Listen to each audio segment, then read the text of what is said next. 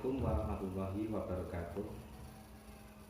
Oke, jumpa lagi kita di kuliah online, mata kuliah pembelajaran seni budaya, keterampilan dan kaligrafi untuk prodi PGMI IAIN Kudus.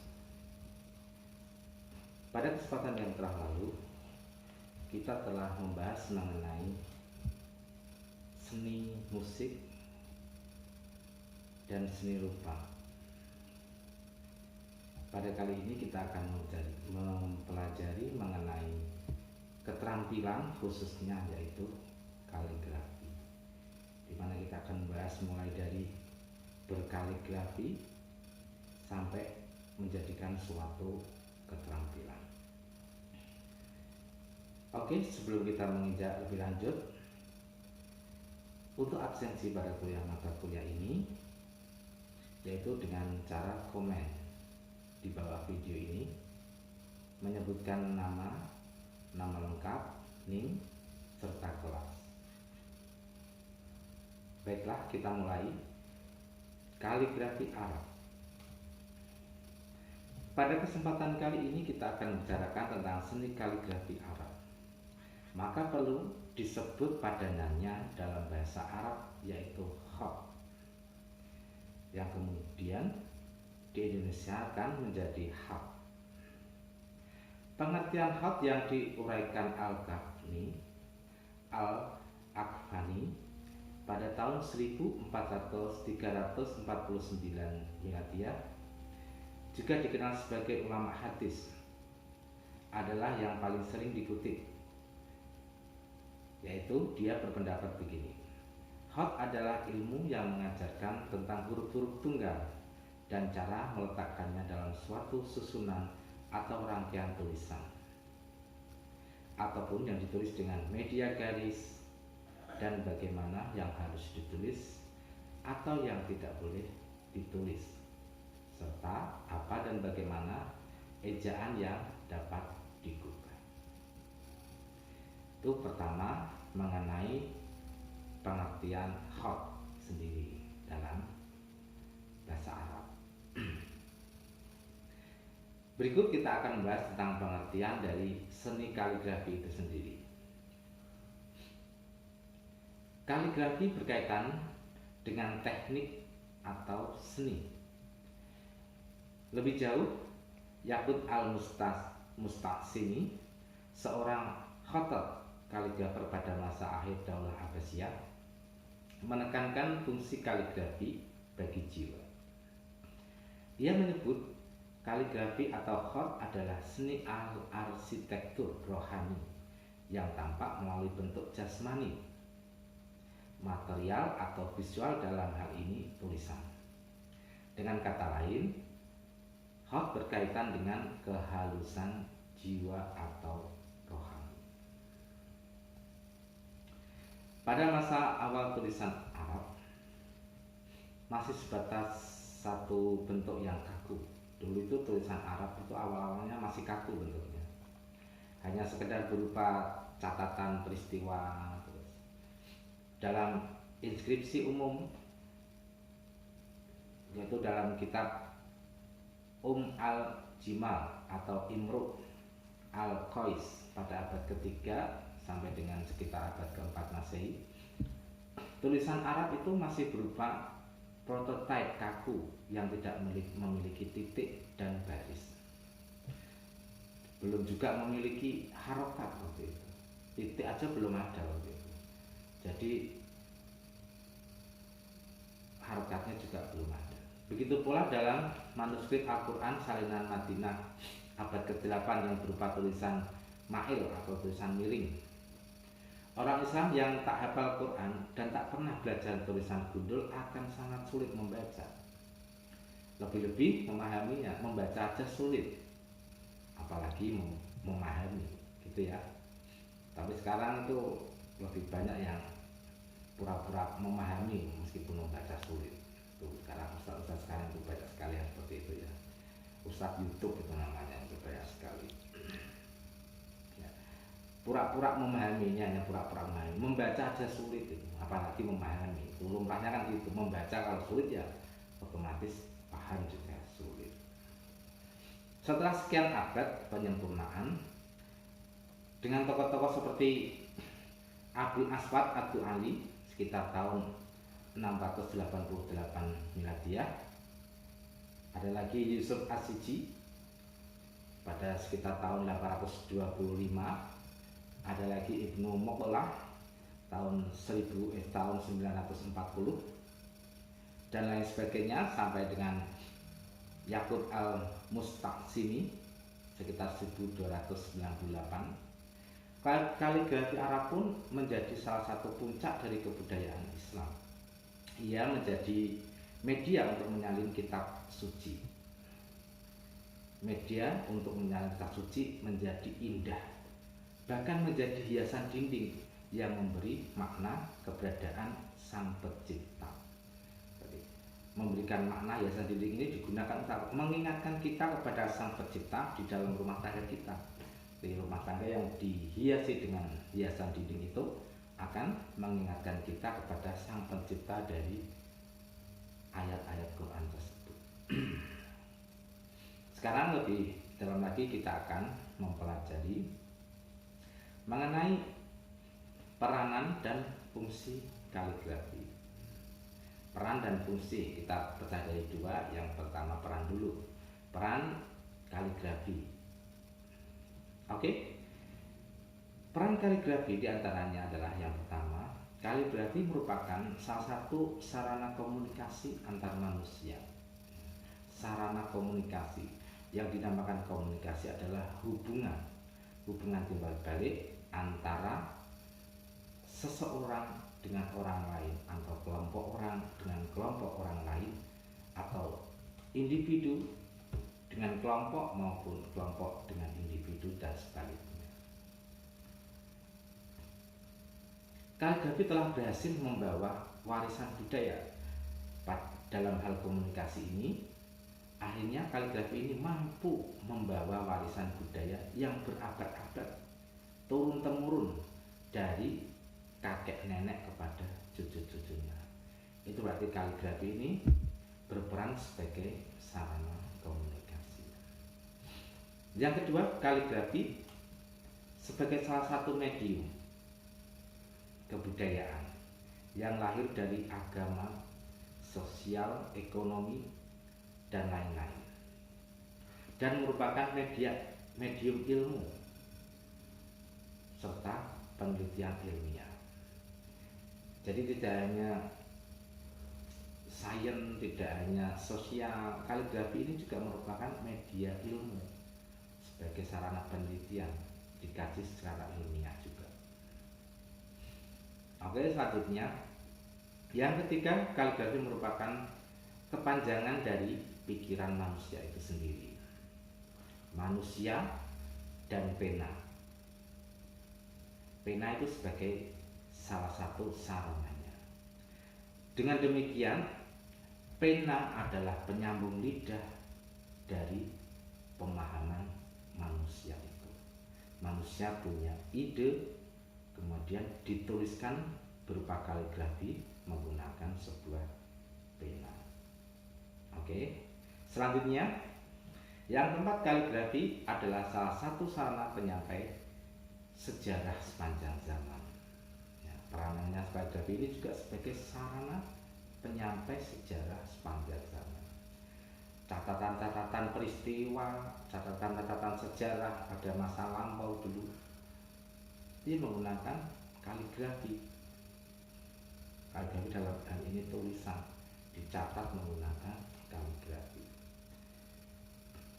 Selanjutnya, yang kelima, kaligrafi digunakan atau berperan sebagai salah satu sarana informasi dan cabang estetika yang bernilai budaya. Kaligrafi ini merupakan salah satu sarana informasi. Mengapa kok disebut estetis dan bernilai budaya? Karena estetis di sini mempunyai nilai keindahan, sedangkan budaya ini adalah dia hasil dari cipta karya manusia. Berarti estetis ini mempunyai nilai keindahan, sedangkan kalau bernilai budaya ini mempunyai nilai budaya, yaitu hasil cipta karsa manusia yang dapat diwariskan ke generasi selanjutnya. Oke, peran kaligrafi ada 5 itu, mungkin harus dipahami lebih lanjut. Sekarang kita berinjak pada fungsi kaligrafi dalam kehidupan individu. Fungsi kaligrafi dalam kehidupan individu diantaranya adalah sebagai berikut.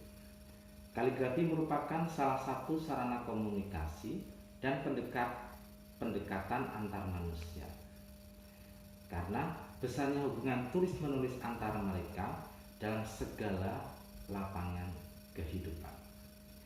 Tidak bisa dipungkiri, sebagai manusia, terutama manusia yang intelektual, tentunya tidak bisa lepas dari kata tulis dan menulis. Oleh karena itu, sebagai sarana komunikasi, terutama dalam bahasa Arab ya, terutama dalam bahasa Arab ini, tentu kaligrafi ini tidak bisa dihindarkan dalam kehidupan kita sehari-hari. Fungsi selanjutnya yaitu adalah kaligrafi merupakan salah satu sarana mencari rezeki. Mengingat bahwa ia adalah seni yang berbobot nilai tinggi dengan kedudukan puncak yang pernah dicapai para ahli. Bagi seorang fakir, kaligrafi adalah uang. Bagi seorang hartawan, ia adalah keindahan.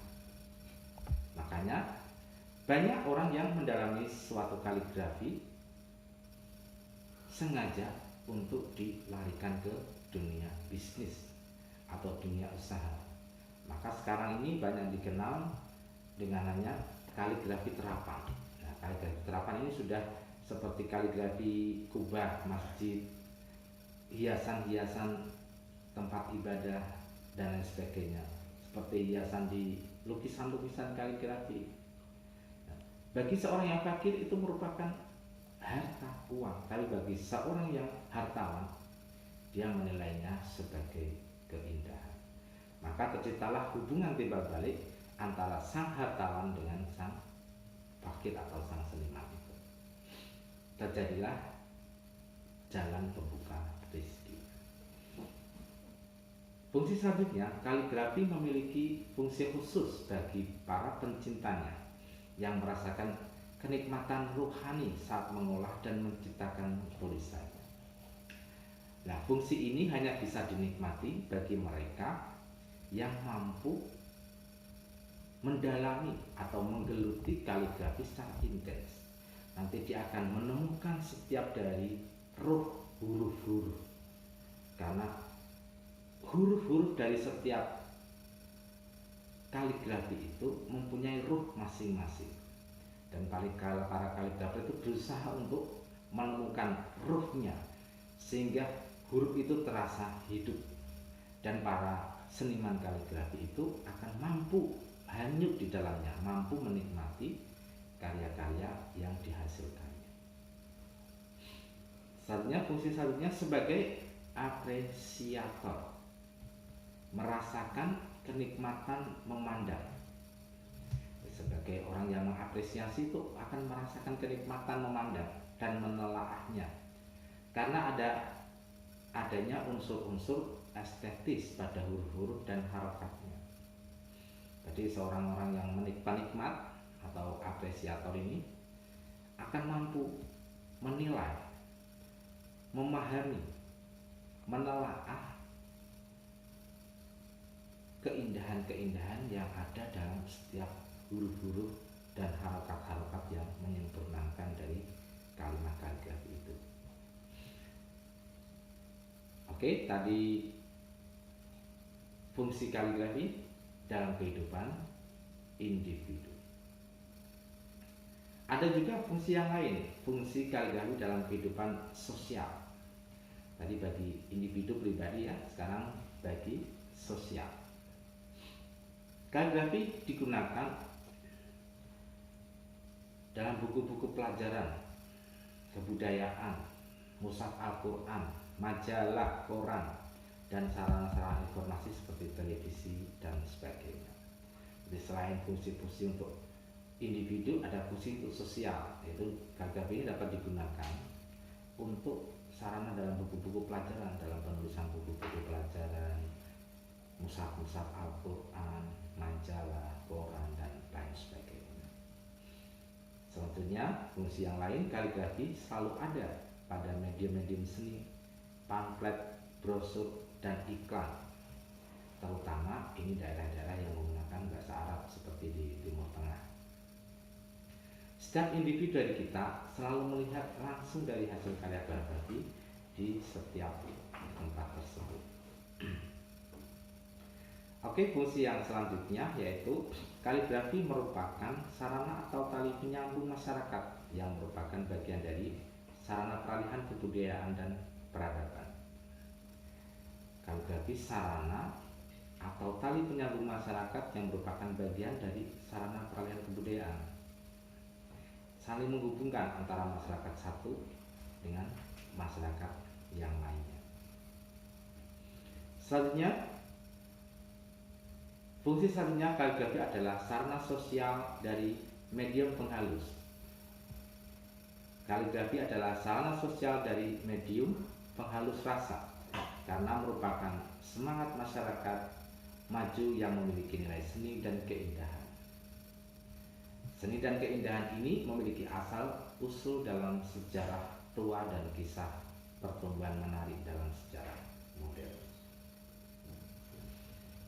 Oke, tadi fungsi individu maupun fungsi sosialnya sudah kita bahas. Selanjutnya kita akan membicarakan mengenai faedah dari kaligrafi. Faedah itu manfaat dari kaligrafi. Manfaat yang pertama yaitu wuduh atau kejelasan. Kejelasan dapat menghilangkan keraguan dan memudahkan bacaan yang benar. Penulisan kaligrafi yang jelas akan dapat menghilangkan keraguan dan memudahkan bacaan. Beda kalau kita tidak mempelajari tulisan-tulisan dengan benar, sulit nanti ini huruf apa, bacanya bagaimana, itu mempersulit, tidak akan mempermudah. Dengan adanya seni kaligrafi ini, maka akan dapat kita memudahkan kita dalam membaca suatu teks. Selanjutnya, setelah mudah membaca, akan memperjelas arti kata hingga kalimatnya. Itu manfaat yang pertama. Manfaat yang kedua yaitu kecepatan atau surah. Keindahan kaligrafi membentuk tulisan yang dituliskan secara cepat, sedangkan kecepatan membantu kesempurnaan tugas-tugas pelajaran perkantoran dan lain sebagainya. Dengan adanya kaligrafi yang baku, maka seseorang yang mempelajari pun akan rapi dan terstruktur, sehingga akan cepat dalam penulisannya. Penulisan yang cepat ini tentunya melalui proses pelatihan-pelatihan. Dengan kecepatan itulah, maka kesempurnaan tugas-tugas pelajaran, perkantoran, dan lain-lainnya bisa terbantu. Selanjutnya, faedah yang selanjutnya yaitu keindahan atau jamal. Keindahan kaligrafi memberikan secara penuh kecenderungan estetis dan kenikmatan seni pada setiap individu. Siapapun yang mempelajarinya akan tersentuh keindahannya, sekaligus merasakan penyatuan, kecantikan, dan kepuasan saat bergumul di dalamnya. Tidak dapat dipungkiri, seseorang yang mempelajari kesenian pada umumnya, kaligrafi pada khususnya, tentu akan merasakan, akan mampu menemukan keindahan-keindahan yang ada di dalam objek yang dipelajari tersebut. Jika kita telah mampu menemukan keindahan itu, maka kita akan mampu merasakan penyatuan, kecantikan, dan kepuasan batin dalam bergumul di dalam. Selanjutnya kerapian atau tansir. Kerapian di sini yaitu mengatur kata-kata dalam satu baris dengan standar ukuran dan disiplin. Mendorong kebiasaan untuk selalu rapi, berdisiplin, cermat, dan tepat dalam segala kondisi yang khusus dan umum bagi setiap individu. Karena memang dalam kaligrafi itu ada aturan-aturan yang ketat sekali. Aturan-aturan hurufnya, berapa panjangnya, berapa derajat lengkungnya, itu berapa kemiringannya, itu jelas sekali ada aturannya. Sehingga dalam mempelajarinya tentu dituntut kerapian, kedisiplinan, kecermatan, serta ketepatan. Orang yang berlatih hal yang demikian itu nampak akan jiwa kita juga akan terlatih untuk rapi, disiplin, cermat, dan tepat dalam segala kondisi. Oke, selanjutnya penyatuan bentuk. Faedah yang kedua tadi, faedah yang kelima yaitu penyatuan bentuk atau widah al-syafir. Maksudnya demikian, setiap gaya tulisan memiliki karakter unik, bentuk-bentuk yang saling berkaitan dan mengandung kelebihan-kelebihan khusus yang membuat tulisan menjadi indah, bersusun, dan mempunyai bentuk yang mempesona. Sesuai dengan kaidah pengolahan hasil latihan, setiap pelatih akan dapat menerapkan teori-teori penggunaan unit bentuk sebagai bagian dari disiplin sosial dalam hidupnya. Oke, pada kesempatan kali ini saya kira pembahasan tentang kaligrafi sebagai pembukanya sebelum kita menginjak pada latihan praktek dalam penulisan kaligrafi tentunya akan kita lanjutkan pada sesi kuliah berikutnya. Tapi pada kesempatan kali ini kita cukupkan sekian. Semoga apa yang kita pelajari dapat bermanfaat dan barokah. Assalamualaikum warahmatullahi wabarakatuh.